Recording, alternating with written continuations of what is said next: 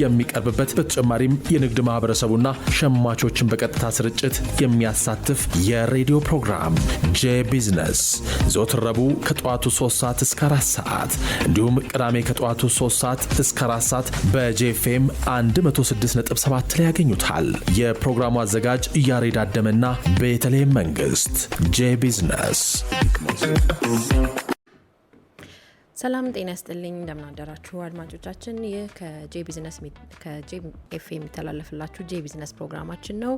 የዛሬ የሩብ ጠዋት ፕሮግራማችንን ጀምረናል። እረፍት አድርገን እንመለሳለን። ዛሬ እንግዲህ በረቡዕ ፕሮግራማችን እንግዳ ይዘን መተናል። እንግዳችን ኢንጂነር ከፈለኝ ኃይሉ ይባላሉ። ኢንጂነር ከፈለኝ በተለያዩ የስራ መስኮች ላይ ተሰማሩ ሲሆን አንደኛው ኢንቨስትመንት ማማከር፣ የራሳቸውን የግል ቢዝነስ መስራትና የንብረት አቻ ግምት ባለሙያ ናቸው። እንኳን ደህና መጡ። እንኳን ደህና ቆያችሁ። አንቱ ልበል አንተ ልበል? አንተ በይ። አቶም በይ አንተም በይ። ሁለቱ ጥሩ። ዛሬ እንግዲህ ከአንተ ጋር በሚኖረን የአንድ ሰዓት ቆይታ ስለ ወርኪንግ ካፒታል የተለያዩ ነገሮችን እናነሳለን። ከወርኪንግ ካፒታል በራሱ ከስሙ እንነሳ። ወርኪንግ ካፒታል ወይም የስራ ማስኬጃ ብር ስንል ምን ማለታችን ነው? ወርኪንግ ካፒታል እንግዲህ ስሙ ያው እንግሊዘኛ ቃሉ የስራ መስሪያ ካፒታል ማለት እንችላለን። እንግዲህ በዋናነት ሁለት ነገሮችንም ልንከፍላቸው እንችላለን። አንደኛ አንድ ኩባንያ የንግድ ድርጅት በሚቋቋምበት ወቅት ስራን የሚሰራበት፣ ኢንቨስትመንት የሚያከናውንበት፣ ካፒታል የሚያስመዘግብበት በንግድ ፈቃዱ ላይ የሚመዘገብ የስራ ካፒታል ገንዘብ አለ። ከዛ ደግሞ እንደገና ወርኪንግ ካፒታል ደግሞ ወደ ኦፕሬሽን ውስጥ ስንገባ ንግዱን ለማከናወን የሚጠቀሙበትም እንደዚሁ ካሽፍሎውን የሚያሳልጥ እንደዚሁ የወርኪንግ ካፒታል የስራ መስሪያ ካፒታል ልንል እንችላለን። ምክንያቱም ገንዘብ በካፒታል ውስጥ ካሽ በንግድ ውስጥ እንደ ኦክሲጅን የሚታይ ነው። ስራውን ለማከናወን የጥሬ ዕቃ የግብአት ወይም ደግሞ ትሬድም ከሆነ የሚሸጡትን እቃዎች ለመግዛት ገንዘብ ያስፈልጋል ወይም ካፒታል ያስፈልጋል። አጠቃላይ ስናይ አንድ ድርጅትን ለማቋቋም ለመስራት የሚያገለግል የምናስመዘግበው የምንሰራበት ማለት እንችላለን። በጣም ጥሩ። አሁን ወርኪንግ ካፒታል እንግዲህ ማንኛውም ነጋዴ ወደ ንግዱ ዓለም ሲገባ በንግድ ፍቃዱ ላይ የሚያስመዘግበው ነገርም ነው። ከዘረዘርካቸው ነገሮች ውስጥ ብዙ ጊዜ ወርኪንግ ካፒታል በዘፈቀደ ይመስለኛል የሚሞሉት የንግድ ፍቃዱን ለማሟላት ሚኒመም ክራይቴሪያዎች ስላሉ እነሱን ብቻ የሚሞሉ ይመስለኛልና እዚህ ላይ ምን ትላለህ እንደ የንግድ ህጋችን ዝቅተኛውን የክፍያ የካፒታል ማስመዝገብ የሚገባውን ያስቀምጠው አለ። ለምሳሌ በግል ከሆነ የለውም። አንድ ነጋዴ ወይም የቢዝነስ ሰው ስራውን ለማከናወን ያስችለኛል ብሎ ያለውን ነው ማስመዝገብ ያለበት። በፒኤልሲ ወይም ኃላፊነቱ የተወሰነ የግል ማህበር ከሆነ ደግሞ 15,000 ብር፣ በሼር ካምፓኒ ከሆነ ደግሞ ዝቅተኛው 50,000 ብር ተቀምጧል። ግን ይሄ ማለት ለድርጅቱ የሚያስፈልገውን ካፒታል ማሰባሰብ ለመመስረት በሚቻል ሁኔታ ዝቅተኛ ተብሎ በንግድ ህጉ ላይ የተቀመጡ ነጥቦች ናቸው። ከዚህ በተጨማሪ እንግዲህ አንድ የቢዝነስ ሰው ሶል ፕሮፐርቲሺፕ ሊሆን ይችላል የሚያቋቁመው የቢዝነስ ስትራክቸር ወይም ደግሞ ፒኤልሲ ሊሆን ይችላል ወይም ባለ አንድ ሰው ኃላፊነቱ የተወሰነ የግል ማህበር ሊሆን ይችላል። ወደ 10-11 አይነት አደረጃጀት አለ። የሽሙር ሊሆን ይችላል፣ ፓርትነርሺፕ ሊሆን ይችላል። እንደዚህ አይነት አደረጃጀቶች አሉና በዛ አደረጃጀት ውስጥ የሚያስፈልገው ዝቅተኛ የተቀመጠ አለ። ግን ይሁንና ኩባንያው ወይም ደግሞ ድርጅቱ ሶል ፕሮፐርቲሺፕ ኢንተርፕራይዞችም ሊሆኑ ይችላሉ። እነሱ በሚቋቋሙበት ጊዜ ስራችንን ለማከናወን የሚያስፈልገንን ገንዘብ መጀመሪያውኑ አስቀድመን ማስመዝገብ ይጠበቅብናል ማለት ነው። ምናልባት ካስመዘገብን በኋላ በድርጅታችን ውስጥ ፋይናንስ የምናደርግ ከሆነ ከዛ በኋላ የሚመጣው ገንዘብ ከየት እንደተገኘ ከንግዱ ላይ ከተቀመጠው ውጪ የመጣ ፋይናንስ ወደ ድርጅታችን ውስጥ አስገብተን ከሆነ የዛን የገንዘብ ምንጭነት ማረጋገጥ ይጠበቅብናል ማለት ነው። በተለያዩ ምንጮች ስላሉት የገንዘብ መገኛ ብድር አለ፣ በተለያዩ መንገድ ድርጅታችንን ፋይናንስ ልናደርግ ስለምንችል እሱም ደግሞ ቢሆን ዶክመንት ሊኖረው ያስፈልጋል። ወደ ድርጅታችን የገባበት ማለት ልክ ንግድ ምዝገባ ላይ እንደምናስመዘግበው ካስመዘገብንም በኋላ ወደ ድርጅታችን ውስጥ የምናስገባው ገንዘብ በሰነድ የተደገፈ ምንጩም የታወቀና የተረጋገጠ መሆን ይገባዋል ማለት ነው። በጣም ጥሩ። አሁን አንድ ነጋዴ ፒኤልሲ የሚሆን የሶል ፕሮፕራይተርሺፕ ይሁን ወይም የሼር ካምፓኒ የሚሆን የወርኪንግ ካፒታሉን ከመወሰኑና ይህን ያህል ወርኪንግ ካፒታል ያስፈልገኛል እንደ መነሻ ማለት ነው እንደ መነሻ ይህን ያህል ወርኪንግ ካፒታል ያስፈልገኛል ብሎ ከመወሰኑ በፊት ምን ነገሮችን ማየት ይኖርበታል? ምን ነገሮችን ታሳቢ አድርጎ ነው የሚያስገባው? እሱ ቢዝነስ እንግዲህ መጀመሪያው ሀሳብ ነው። በሀሳብ ደረጃ ላይ ያለ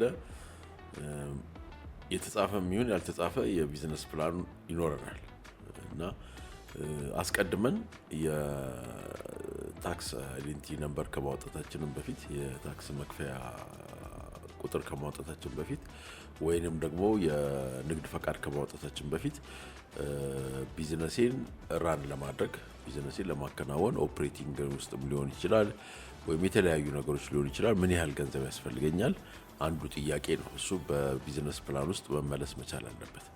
ቢቻል እንዲሁም 3 ዓመት ቢያንስ ወይም ደግሞ 5 ዓመት ምን ሊመስል እንደሚችል ፋይናንሻል ስቴትመንቱን ፕሮጀክት ተደርጎ መሰራት መቻል አለበት፣ ምንም ነገር ሳይሰራ በፊት ማለት ነው። ስለዚህ በድርጅታችን ውስጥ ምንድን ነው የሚያስፈልገን? የቢሮ ኪራይ ያስፈልገናል ወይ? እቃ ያስፈልገናል ወይ? ጥሬ እቃ መግዣ ያስፈልገናል ወይ? ለሰራተኛ የምከፍለው ገንዘብ ያስፈልገኛል ወይ? እነዚህ ነገሮችን ሁሉ ምን ያህል ሰራተኛ ያስፈልገኛል? ደሞዛቸው ምን ያህል ሊሆን ይችላል? ጥሬ እቃ ምን ያህል ያስፈልገኛል? ቢሮ ኪራይ ያለ፣ የመጋዘን ኪራይ ይኖራል። በአጠቃላይ ለስራው የሚያስፈልጉትን ነገሮችን ቢያንስ የ5 ዓመቱ ካልሆነም እንደው በቃ በዝቅተኛው የ1 ዓመት ምን ሊመስል እንደሚችል አስቀድሞ ማወቅ ያስፈልጋል። ስለዚህ ካፒታል በምናስመዘግብበት ወቅት አሁን ብዙ ጊዜ ንግድ ፈቃድ ሄደን እዛ ንግድ ፈቃድ የሚያወጡበት ቦታ ላይ ካፒታላችሁ ስንት ነው ስንባል በተለይ ሶል ፕሮፕራይተርሺፕ የሆነን ሰዎች በዘፈቀደ ነው የምናስመዘግበው። የ1,000 ብር ካፒታል የ2,000 ብር ካፒታል ብሎ አስመዝግቦ ከዛ ድርጅት ውስጥ ግን የሚያገላብጠው ገንዘብ 100,000 200,000 300,000 ይሆናል። በኋላ ላይ አመቱ መጨረሻ ላይ እንደዚህ ካሽ ኦን ሃንድ የሚባሉ ነገሮች አሉ። ያንን ገንዘብ ማሳየት ያቅተዋል። ወጪና ገቢውን በፋይናንሻል ስቴትመንት ላይ ማቅረብ ያቅተዋል። ስለዚህ ምንጩ ያልታወቀ ገንዘብ አካውንት ውስጥ ተገኝቷል ወይም ቢዝነስ ውስጥ ተገኝቷል በሚል ላልተፈለገ ወጪና ላልተፈለገ ታክስ ቅጣት እንደዚህ አይነት ነገሮች ይጋለጣሉ። በኋላ ከአመት በኋላ ከ2 ዓመት በኋላ በኦዲት ግኝት ወቅት ይሄ የተገኘብኝ እንደዚህ ያሉ ይሄን ክፈሉኝ ያሉ የሚለው ነገር የሚመጣው ጭቅጭቁ አንዱ የሚመጣው ይሄን ካለማወቅ የተነሳ ነው። ስለዚህ ለቢዝነሳችን የሚያስፈልገውን ገንዘብ አስቀድመን በቢዝነስ ፕላን ውስጥ መወሰን ይገባናል ማለት ነው። ምን ያህል ገንዘብ እንደሚያስፈልገን ለምን እንደምናውለው ጭምር ማለት ነው። ከወርኪንግ ካፒታል ጋር በተያያዘ ብዙ ጊዜ አሁን የካፒታል መጠናችንን ከወሰንን በኋላ ብዙ ሰው ወርኪንግ ካፒታልን ንግድ ፍቃዱ ላይ ማስመዝገቡ ከሚፈራበት አንዱ ምክንያት የግብር ጉዳይ ነው። ወርኪንግ ካፒታል ታይቶ ያነሰ ከሆነ የምንጠየቀው የግብር መጠን ያነሰ ነው ብሎ ያስባል። የወርኪንግ ካፒታል ደግሞ ከፍ ያለ ከሆነ የምንጠየቀውም ራሱ የገንዘብ መጠን ከፍ ይላል ብሎ ያስባል። እና እነዚህ ሁለቱ ነገሮች ይገናኛሉ፣ ይለያያሉ? ከግብር ጋራ ሊገናኝ የሚችሉት ቅድም እንዳልኩሽ ነው። ለምሳሌ የዝቅተኛ 1,000 ብር ብሎ አስቦ 5,000 ብር ብሎ አሁን ዝም ብሎ 5,000 ብር ብሎ ያጽፋሉ። ከዛ በኋላ ሽያጭ ላይ የሸጡት እቃ የ500,000 ብር እቃ ይሆናል። ከዛ ላይ ያ 495,000 ብር ያመጣችሁት እቃ ገንዘቡን ከየት አመጣችሁ ነው ያደረጋችሁት ነው። ብድር ካለ የብድር ውል አምጡ፣ ፋይናንስ ያደረጋችሁበትን የ495,000 ብር ከየት መጥቶ ነው ቢዝነሳችሁን የሰራችሁት ከሚለው ጋራ ሊገናኝ ይችላል። ብድር በሚበዛበት ካፒታል በሚበዛበት ወቅት የሚኖራቸው ተጽዕኖ የራሱ የሆነ ተጽዕኖዎች ሊኖሩት ይችላሉ። ከሪስክ ጋራም ምክንያቱም አንዴ የተከፈለ ገንዘብ 500 ሺህ ብር ተብሎ የተመዘገበ ካፒታል ላይ መጨረሻ ሰዓት ላይ ኪሳራ ቢያጋጥም መልሶ ለማግኘት አስቸጋሪ ነው የሚሆነው። ቢዝነሱ 10 ሺህ ብር እየፈለገ እኛ 500 ሺህ ብር የምናደርግ ከሆነ 490 ሺህ ብር ያለ አግባብ ኢንቨስት አድርገናል ማለት ነው እዛ ቦታ ላይ። ስለዚህ አንዴ ካስመዘገብንና ወደ ድርጅታችን አካውንት ውስጥ ከገባ በኋላ ያንን ገንዘብ መልሰን ለማግኘት እንቸገራለን እንጂ ከዚህ ከግብር ጋር ሲበዛ ከግብር ጋር የሚያገናኘው ነገሮች ሪስክ ነው ሃይ የሚሆነው። እሱም ኢንቨስት በማድረጋችን የሚመጣ ወይም ደግሞ 500 ሺህ ብር ኢንቨስት አድርገን ሪተርኑ ሊቀንስብን ስለሚችል ማለት ነው። እዛ ጋር ተይዞ የሚቀመጥ ያለ ስራ ያለ ምናምን የሚቀመጥ ገንዘብ ሊኖር ስለሚችል ማለት ነው። ስለዚህ መብዛቱም የሚመከር አይደለም፣ ማነሱም የሚመከር አይደለም። በቀጥታ ግን ከግብር ጋር ሊገናኝ የሚችለው ስናሳንሰው ነው። ድርጅት ውስጥ ከሌላ ሚንስ ማናገኝ ከሆነ ለምሳሌ ሶርሱ ከተረጋገጠ ከባንክ ከማይክሮ ፋይናንሶች በውል በማስረጃ ከግለሰቦችም ቢሆን ብንበደረው ገንዘብ በውልና በማስረጃ የተረጋገጠ ምንጩ የታወቀ ገንዘብ ሆኖ ወደ ድርጅታችን ውስጥ ፋይናንስ ማድረግ እንችላለን። ግን ካፒታላችን ዝቅተኛ ሆኖ ያገኘነውን ገንዘብ የምናንቀሳቀስ ከሆነ ዝም ብለን ሳናሳውቅ የምናስገባ ከሆነ በቀጥታ ከገቢዎች ጋር የሚገናኘው እንዲያውም ሲያንስ ነው። ሌላ በኮርፖሬት ፋይናንስ ሲሆን አሁን ለምሳሌ ኃላፊነቱ የተወሰነ የግል ማህበር ወይንም ደግሞ የሼር ካምፓኒ በሚሆንበት ጊዜ ካፒታላችንን አንዴ ካስመዘገብን በኋላ መልሰን ለመቀነስ ተግዳሮት አለው፣ የራሱ የሆነ ተግዳሮት አለው። በቀጥታ ከገቢዎች ጋር ባይገናኝም ከካፒታል ማንቀሳቀስ ጋራ ምን ያህል ፐርሰንት ምክንያቱም የኮርፖሬትና የኃላፊነቱ የተወሰነ የግል ማህበር በጽሁፍ በቃለ ጉባኤ የሚደረግ ነገር ስለሆነ ማሳነስና ማስበለጡ አስቀድሞ ለቢዝነሱ ያስፈልጋል ማለት ነው። ማሳደግም ካለብን በአግባቡ በህግ አግባብ ነው ማሳደግ ያለብን እንጂ በቀጥታ የሚያያዝ ነገር የለውም። ግን ከፍ ስላደረግን ወይም ስላሳነስን ሳይሆን ከገቢዎች ጋር ሊገናኝ የሚችለው የሌለንን ካፒታል ነግደንበት ያላስመዘገብነውን ካፒታል ነግደንበት ከተገኘብን ያ ከገቢዎች ጋር ሊገናኝ ይችላል። ጥሩ ውይይት ነው እያደረግን ያለ ነው። ረፍት አድርገን እንመለሳለን። ከዛ በፊት 0944721272 የስልክ መስመራችን ነው። አድማጮች ሀሳባቸውን ጥያቄም ካላቸው በቴክስት እና በመደወል ሀሳባቸውን ሊያካፍሉን ይችላሉ። ከዛ ግን ረፍት አድርገን እንመለስ። ስለ ካፒታል ወርኪንግ ካፒታል ላይ እያወራ ነበርና ወርኪንግ ካፒታል ከሚባሉ ነገሮች ሁለቱ አንደኛው ሊኩዊድ ሁለተኛው ደግሞ አይነት ናቸው። ስለ ሁለቱ እናውራ። ገንዘብና በአይነት ጥሬ ገንዘብና ሊኩዊድ ስንላቸው ብዙ ጊዜ ከሱ ጋር ስለሚገናኝ ጥሬ ገንዘብና አይነት ናቸውና ለምሳሌ አንድ ስራ ላይ ያለ ሰው ሊኩዊድ ቢያንሰው የሊኩዊድ እጥረት ቢያጋጥመው ወይ የገንዘብ እጥረት ቢያጋጥመው በአይነት የጥሬ ገንዘብ እጥረት የጥሬ ገንዘብ እጥረት ቢያጋጥመው በአይነት ያለውን ወርኪንግ ካፒታል ወደ ጥሬ ገንዘብ መቀየር ይችላል፣ ወደ ቢዝነሱ ማስገባት ይችላል። ፕሮሰሶች አሉት። ምን ይመስላል እሱ? ፕሮሰሶች አሉት። ምንድነው እንግዲህ በአይነትና በጥሬ ገንዘብ አሁን ድርጅት በምናቋቁምበት ጊዜ ካፒታል ስናስመዘግብ ወይ በአይነት ልናስመዘግብ እንችላለን። በአይነት ሲሆን በባለሙያ የተገመተ የዛ ሀብት ምን ያህል እንደሆነ ለምሳሌ ህንፃ ኪራይ ሊሆን ይችላል። አንድ ህንፃ ያለው ሰው ያንን ህንፃ አስገምቶ ዋጋው ምን ያህል እንደሆነ ሞኔታሪ ቫልዩ ወጥቶለት ገንዘቡን ወደ ካፒታል ማስመዝገብ ይችላል። ከዛ በኋላ የህንፃ ኪራይ አገልግሎቱ ስራ ሊሰራ ይችላል። በዚህ መሀል ውስጥ እንግዲህ ለሰራተኛ ደሞዝ ሊኖር ይችላል፣ የሚከፈለው ካሽ ያስፈልገዋል። እንግዲህ ያንን ካሽ ደግሞ ወይም ሜንቴናንስ ለማምጣት እንደዚህ ደግሞ ካሽ ሊያስፈልገው ይችላል። ለዛ ለካሽ ደግሞ እንደገና በጥሬ ገንዘብ የተወሰነ አማውንት ኮንትሪቢዩት ሊያደርግ ይችላል፣ ፋይናንስ ሊያደርግ ይችላል ድርጅቱን የህጋዊ መንገድ ተከትሎ ወይም ደግሞ በብድር ማምጣት ይችላል። ወይም ደግሞ ከሚሰበስበው ካሽ ፍሎ ላይ ከቤት ኪራይ ገቢው ላይ መልሶ እንደዛ ለመጠቀም ይችላል። ከነዚህ መካከል ውስጥ አሁን ሌላ ደግሞ ወደ ፋብሪካ ወደ ንዋን ብንሄድ ደግሞ ለምሳሌ ካፒታል ጉድስ የምንላቸው ነገሮች አሉ። ማሽን ሊሆን ይችላል፣ ያ በአይነት ነው። ሌሎች እቃዎችም ሊሆኑ ይችላሉ። እንደዚህ ፈርኒቸር፣ ኢኩዊፕመንት፣ ኮምፒውተር ወይም ደግሞ የተለያዩ ነገሮች እነዛ በአይነት ይባላሉ። ስለዚህ በአይነት ያለን እቃዎችን ዋጋቸው ተተምኖላቸው ወደ ቢዝነሳችን ውስጥ ማስገባት እንችላለን። ቢዝነሳችን ውስጥ ደግሞ ያለ በአይነት የተቀመጠ ነገር ደግሞ ወደ ገንዘብ ሲቸግረን ደግሞ የራሱ ፕሮሲጀሮችና ህጎች አሉ። መሸጥና ያንን ወደ ካሽ መቀየር ይቻላል።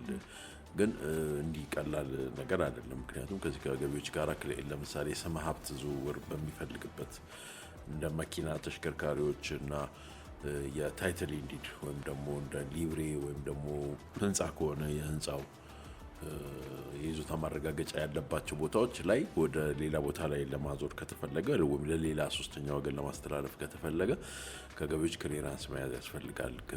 ምክንያቱም አንዳንድ ጊዜ ያ ቢዝነስ እዳ በሚመጣበት ጊዜ ከሀብት ለማሸሽ የሚጠቀሙ ሰዎችም ስላሉ እነሱን ለመከላከል ተብሎ ከገቢዎች ከእዳ ነፃ መሆኑ ከተረጋገጠ በኋላ ለምሳሌ ተሽከርካሪዎች ከሆኑ 50 ሲደመር 1 ሊሆን ይችላል። ምክንያቱም 3 መኪና ቢኖረው አንዱን ሸጦ ወደ ገንዘብ መቀየር ይችላል እና ያንን የገንዘብ እጥረቱን ሊያቃልል ይችላል በእንደዚህ አይነት መልኩ።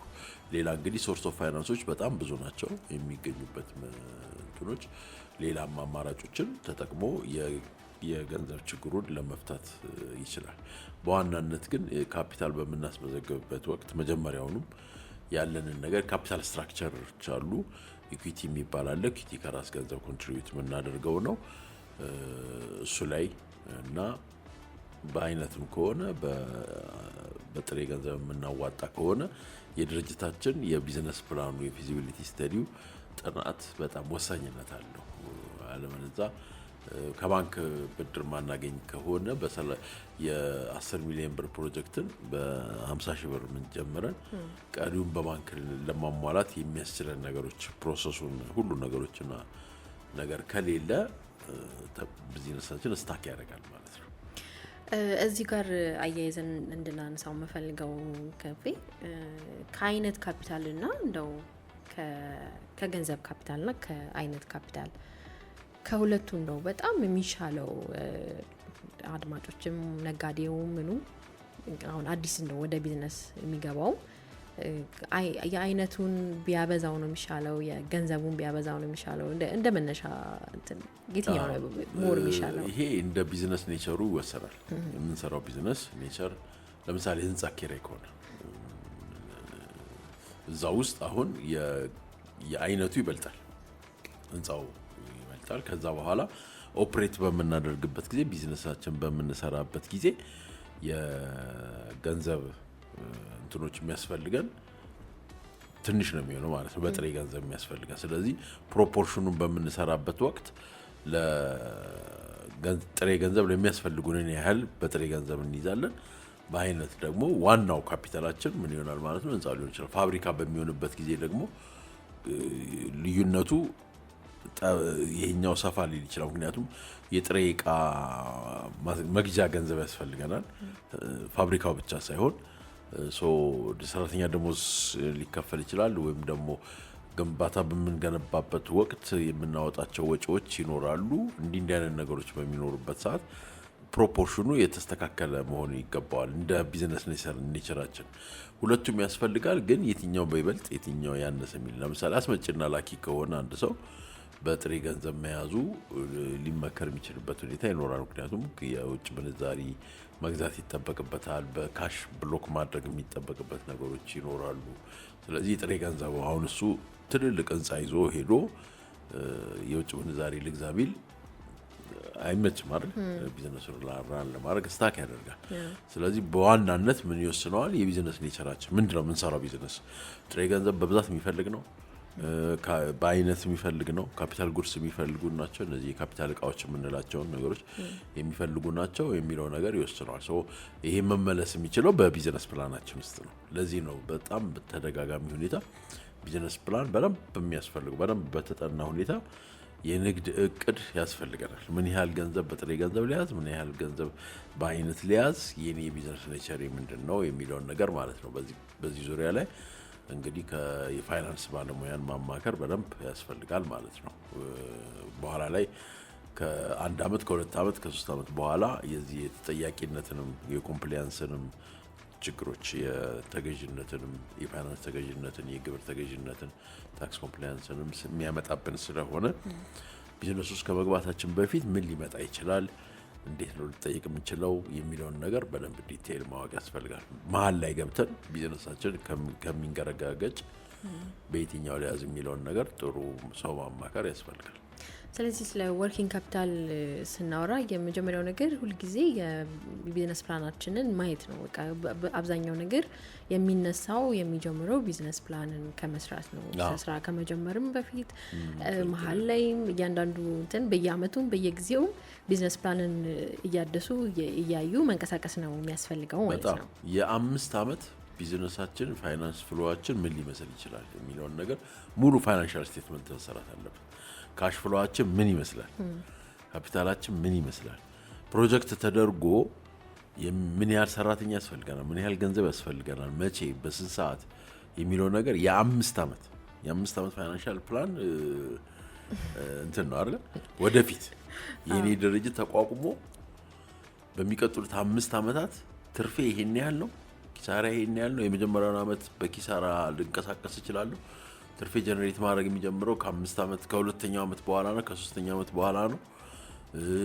ትርፌ ደግሞ እንዲጨምር አሁኑኑ ጥሬ ዕቃ ምገዛው እንዴት ነው፣ የስቶር ኪራይ ምን ያህል ሊጠበቅብኝ ይችላል፣ ግሽበቱ ምን ያህል ሊሆን ይችላል፣ በምን ያህል አፌክት ሊያደርገኝ ይችላል የሚለውን ነገር መተንበይ ፎርካስት የተደረገ ወይም የተተነበየ የ5 አመት ቢዝነስ ፕላን አሁን ምንም ነገር ሳንሰራ በፊት መውጣት መቻል አለበት። ከዛ በኋላ ነው እዛ ውስጥ ፕሮብሌሞች እንኳን ካሉ ኦኬ በሁለተኛ አመት ላይ ይሄን ያህል ገንዘብ በጥሬ ገንዘብ ያስፈልገኛል ብለን አስቀድመን እንዘጋጅበታለን ማለት ነው። እና ያንን የምናስወግድበት ችግሩን የምናስወግድበትን መንገድ ቀድመን ዴቨሎፕ እናደርጋለን ማለት ነው። የባንክ ብድሩ ፖሊሲ ምን ይመስላል፣ ከባንክ ላገኝ ይችላሉ፣ ከራሴ ገንዘብ ኢንጀክት ማድረግ አለብኝ፣ እንዲህ አይነት የሚሉትን ነገሮች ማለት ነው። ሶ ገበያውን ታሳቢ የተደረገ ሽያጩን ታሳቢ የተደረገ ገቢውን ታሳቢ የተደረገ ትርፉን ታሳቢ የተደረገ ሙሉ ጥንቅቅ ያለ ምን ሊመስል እንደሚችል ቢዝነሱ የ5 አመት ይሰራል። ይሄ እንግዲህ ኢንክሉዲንግ ካፒታል ማለት ነው። እና ብዙዎቻችን ግን ቢዝነስ ስንጀምር ይሄን እናድርገዋለን ነው አይደለም። የ5 አመት ለመስራት እንደው የ1 አመቱን እንኳን ራሱ የተጻፈ የለንም። ብዙ ጊዜ ቢዝነስ እናስብ ስለ ካፒታልም አናስብ። ዝም ብሎ የንግድ ፈቃድ ሄዶ ስንት ልበለው ሲል እዛ ንግድ የሚያወጣው ጻፊ 10 ሺህ ልበለው ሲለው እሺ በለው ይባላል። እና ያ አይነት ነገሮች ናቸው በኋላ ላይ በሌላ ላይ ማማረር ተገቢ አይደለም። ከዛ በኋላ 10 ሺህ ብር ተብሎ እዚህ ጋር 300 ሺህ ብር አገላብጦ አመቱ መጨረሻ ላይ ገቢዎች ይሄን ብር ከየት አመጣ ብሎ ምንጩ ያልታወቀ ገንዘብ ብሎ ሲጠይቀው ገቢዎች እንደዚህ ያለኝ ነገር አይሰራም ነው ማለት ነው። እንደው እዚህ ጋር ከፍ ያያይዘን የኛ ሀገር አሁን ከረንት የሀገራችን ሁኔታ እንደምታውቀው ነውና የገንዘብ ቶሎ ቶሎ የመውረዱ የኢትዮጵያ ብር የመቀነሱ ጉዳይ የ5 አመቱን አይደለም የአንድ ቀኑን የነገውን ራሱ ፕሪዲክት ማድረግ የምንቸገርበት ሁኔታ ላይ ነን ያለነው።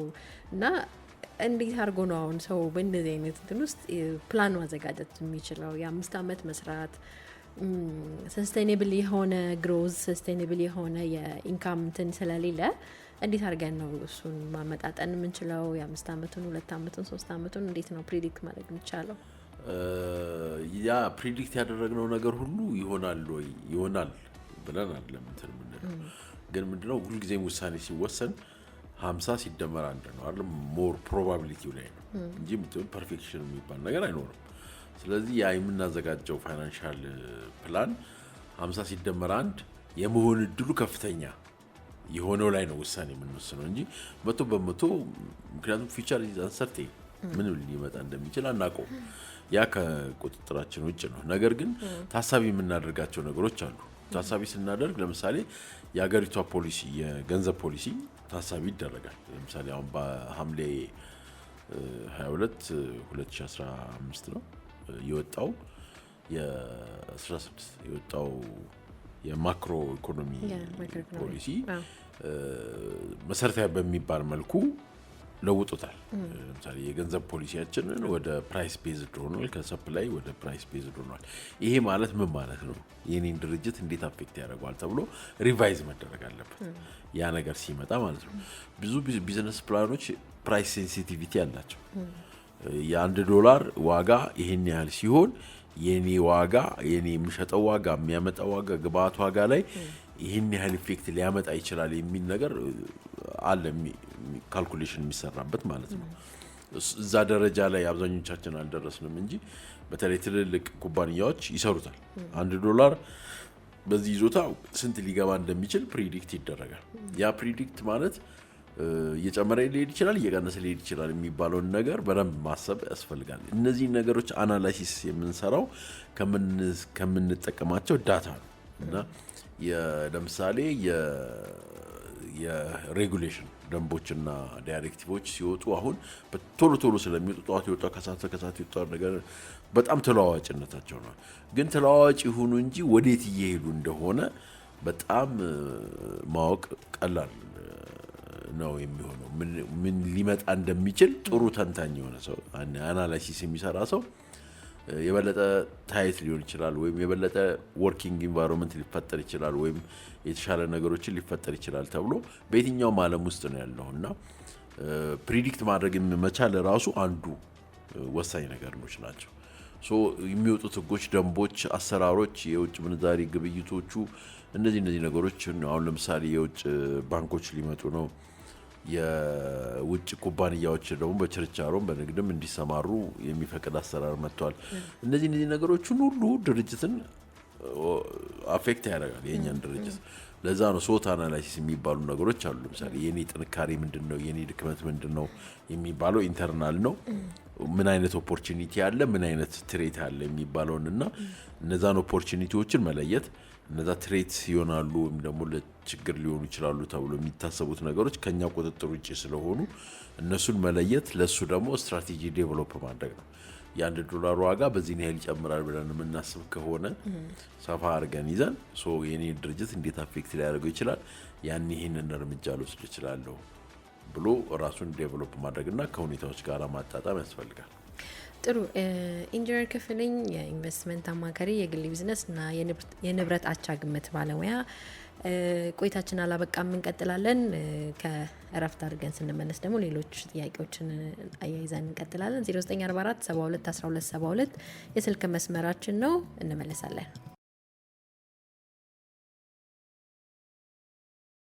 አብረን ስለሆንክ እናመሰግናለን። የተለያዩ ሀሳቦች፣ አስተያየቶች፣ ጥያቄዎች ከአድማጮች እየመጡ ነው። አይ ቲንክ በሶሻል ሚዲያ ከደረሰን ጥያቄ ውስጥ አብዱል ሀኪም የተባለ ተከታታይ ወይም አድናቂ ወርኪንግ ካፒታል እጥረት ሲያጋጥም በምንና እንዴት መፍታት ይቻላል? የመስሪያ ካፒታል እጥረት መቼ መፈታት አለበት? ካልተፈታስ ምን ችግር ያስከትላል? ባንኮችና የወርኪንግ ካፒታል ምንጭነታቸው እንዴት ታየዋለ?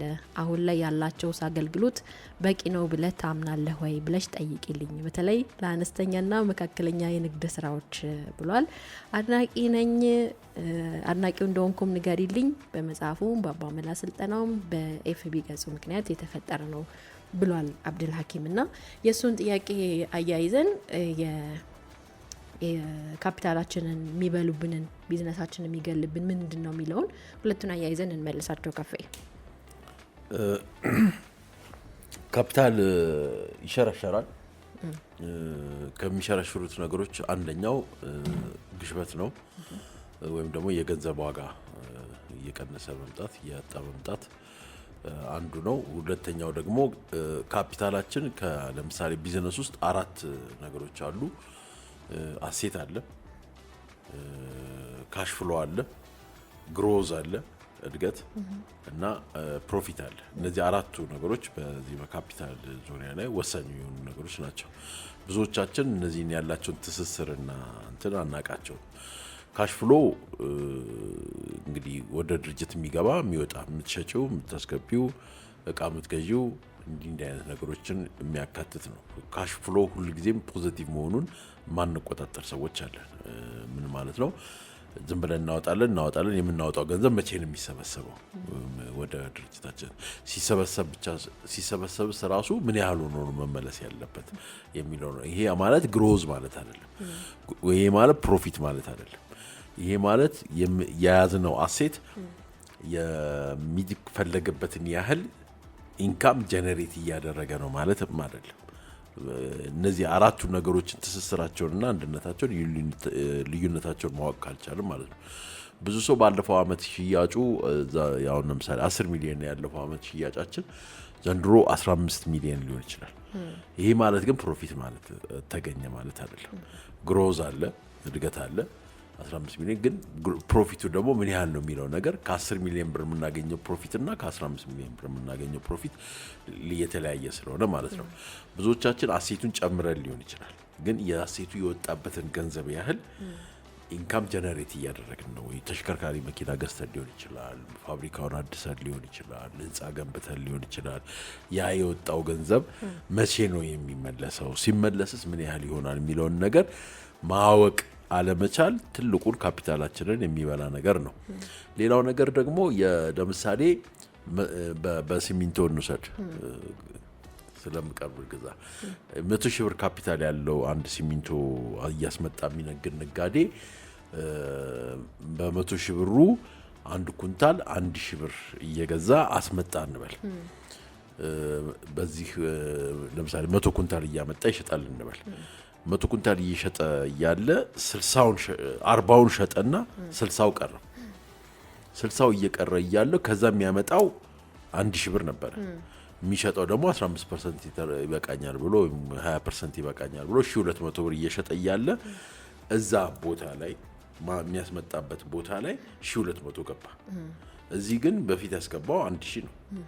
ስለዚህ 1000 ብር የሸጠው እንትን ያለውን 60ዎቹ የቀሩትን ሽያጮች እዚህ ላይ ካፒታሉን ማስተካከል ካልቻለ ኦሬዲ የገባው ላይ ካልቻለ ልክ የገባው ያስመጣው 1000 ብር ነው ሶ የሚሸጠው 1200 ነው ብሎ በዛው ሄዶ 1200 ማን ነው 120 ሺህ ብር ሸጦ ካፒታል እንደገና ሄዶ ሊያስመጣ ቢል የሚያመጣው ኩንታል 100 ኩንታል አይደለም።